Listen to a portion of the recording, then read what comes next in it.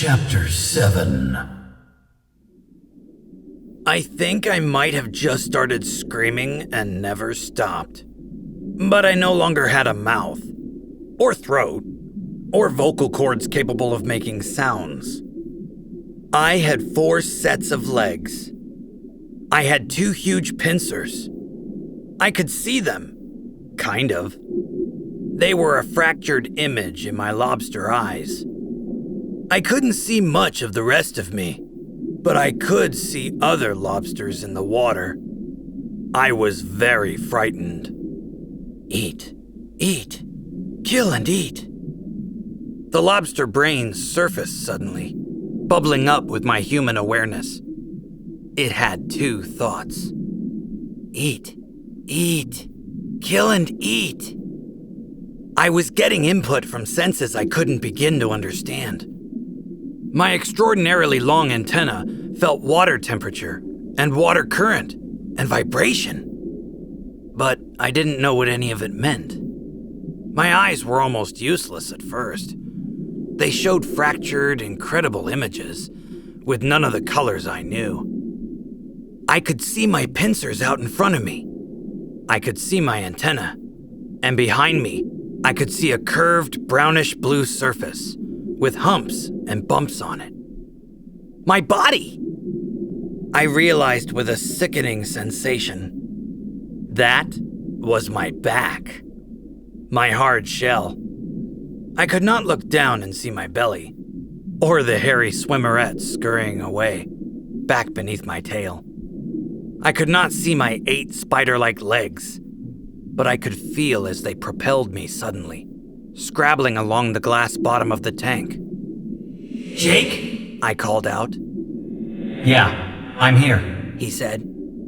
He sounded shaky, which was fine, because I was on the verge of crying, if lobsters could cry. You okay? Yeah. This is not my favorite morph, though. No, I agreed. It was good being able to talk to him. I mean, you'd think you were losing your mind otherwise. Axe? Jake called. I feel I am hungry. This animal wants to eat. Axe answered. Yeah, well, that's pretty normal for morphs, I said. Most animals care about food and not much else. I don't think lobsters are exactly geniuses. It wants to find prey. Axe said wonderingly. I know. Who'd have figured lobsters were predators? I said. It's easier to deal with a predator brain than with prey. That prey fear can be overwhelming, Jake said. I saw a lobster close by. Is that you, Jake? Wiggle your left pincer. The left pincer did not move. I realized this lobster had a rubber band around his pincer. None of us had rubber bands. Rubber bands were not a part of the lobster DNA. I saw a lobster to my left, unbanded, and another behind him. That was the 3 of us.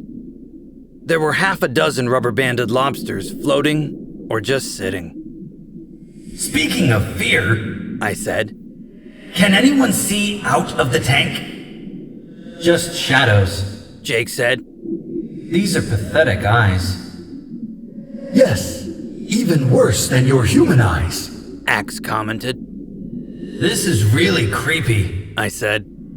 I've never had an exoskeleton before. These pincers are most excellent, though, Axe said. I saw him opening and closing them. Axe? Jake said. You say you can keep track of time accurately? Start tracking. Yes, Prince Jake, Axe said. So far, 10 of your minutes have passed. That much? I was surprised. 10 minutes? The cops must have come in by now. I was thinking the same thing, Jake said. We better wait as long as we can. Close to the full 2 hours, I said. Although I really don't want to spend any more time than I have to in this creepy morph. According to Axe, an hour had passed when it happened. I felt a strange disturbance in the water. Something large had splashed in. I sensed something above me. Before I could think or react, I felt pressure on my shell. I was rising rapidly through the water, being lifted. Jake! Something has me! Sudden shock. I was out of the water. Dryness. Heat. My antenna waved wildly as I tried to understand. My eyes registered nothing but bright lights and huge, indistinct shadows. Something large closed my right pincer forcibly. I could not open it. Then my left. Rubber bands! I couldn't see them in this waterless environment. I was nearly blind, but I knew what had happened.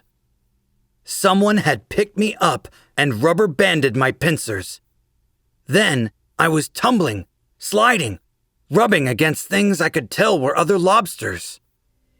Jake, are you in this too? Yeah, but don't ask me what it means. I can't see or hear very well. Is it them? Is it controllers? Something very cold dropped on me and slithered around my body. Ice? I felt a sensation of swinging back and forth for a while, like being on a swing. Axe? Yes, Marco. I am here too. What is happening?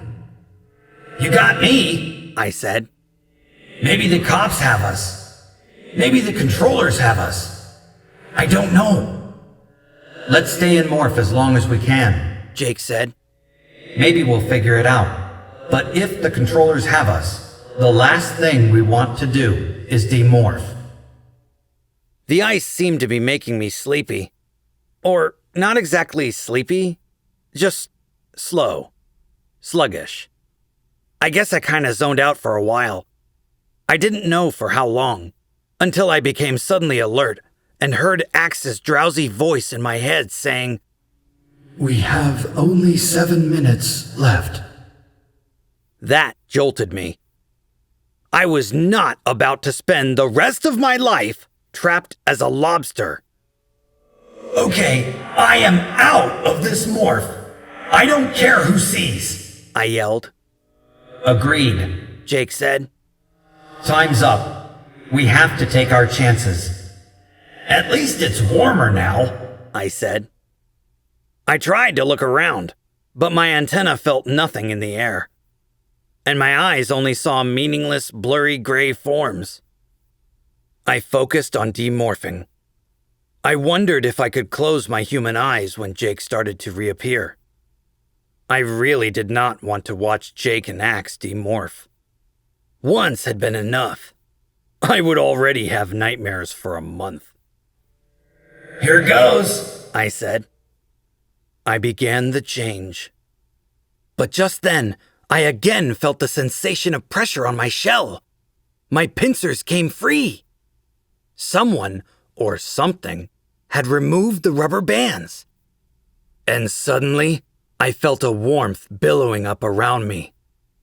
Steam. Oh no.